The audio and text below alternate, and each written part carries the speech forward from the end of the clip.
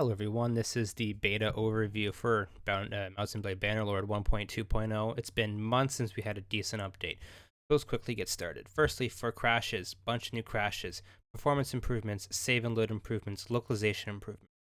So for content added, they added 6 new battle terrains, mostly for the south, added 4 new bandit hideout scenes, 11 new dagger holsters, new images for allies, color changes for 61 armor pieces, minor improvements for towns and castles, and more bug fixes. Animation bug fixes. Campaign map. This is where the first cool and new feature is. Weather and weather effects have been introduced.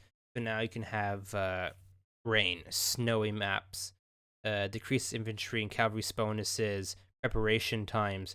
It's kind of like realistic weather mod at its infancy. So hopefully they can expand on this, really make dynamic scenes like heavy rain during a siege, lightning, and you can't see. That'd be fantastic, kind of like a Helm's Deep vibe. For UI, you can read this yourself. A bunch of fixes and changes, obviously with a way large amount of fixes. Battles and sieges. This is where the fantastic stuff comes in. Fantastic stuff. So, introduced formation targeting. Give me a second. Okay, so with introduced formation targeting, this system allows players to target specific enemy formations with one or all of allied formations. It targets by using a charge or engage order. Simply look at the formation and give the order. So, from what I'm gathering, if your melees are in combat with their melees and their range is hitting your range, you can have your range attack their ranged, kind of like a Total War-esque vibe. That makes it really effective if you have more range than they do, and you can really pelter them down rather than having your range shoot their melee when your melee is in the way. The reworked the battle calculation system. I never really paid attention to this, so if you really want to look at this, you can take it out yourself. I added a bunch of bug fixes. Character development system. This is what they early introduced, but now is an extra function to it. So now you want to talk to certain people, you need to find them on the map. So now there's a system where you can ask the tavern keeper to learn more about the clan that owns the settlement, unlocking all clan member information in the encyclopedia. But you have to pay the tavern keeper. So that makes sense. Now, if you can't just talk to someone across the map if you've never seen, you need to actually get information, pay someone to gather the information for you. Improved and made various bug fixes to the following perks. I'm pretty sure someone else will make an in-depth guide of this. More bug fixes. Clan and party. Reworked the after-battle prisoner distribution and recruitment. Here, prisoner pools, recruitment, wanderer changes, balanced a variety of wandering types, adding small amounts of combat skills to wanderers. More bug fixes.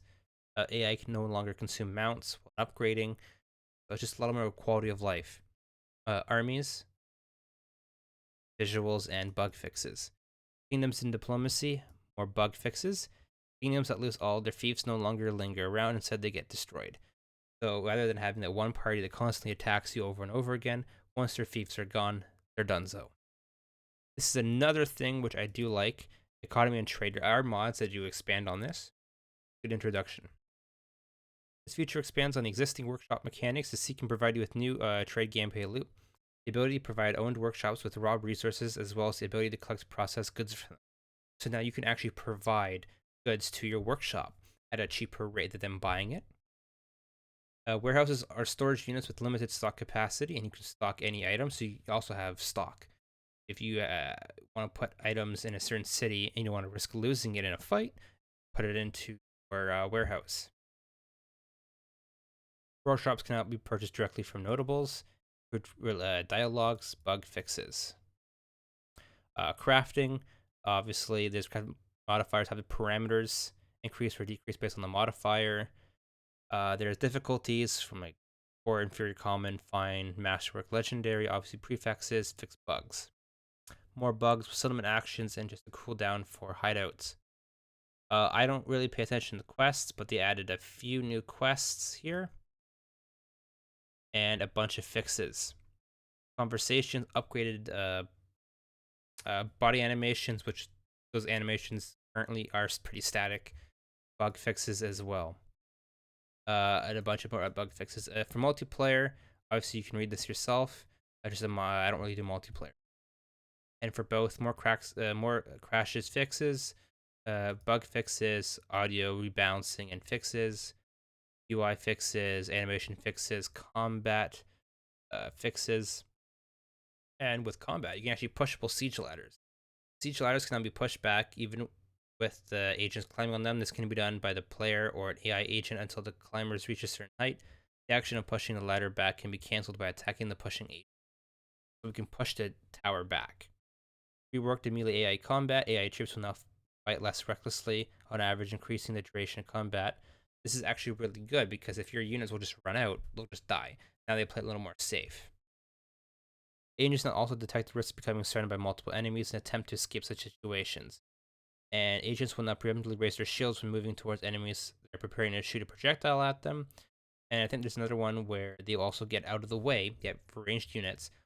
They'll get out of the way if someone's in front of them or their vision is blocked when shooting. So this way you don't have to worry about people shooting arrows at like a wall. Someone's in the way. And more bug fixes.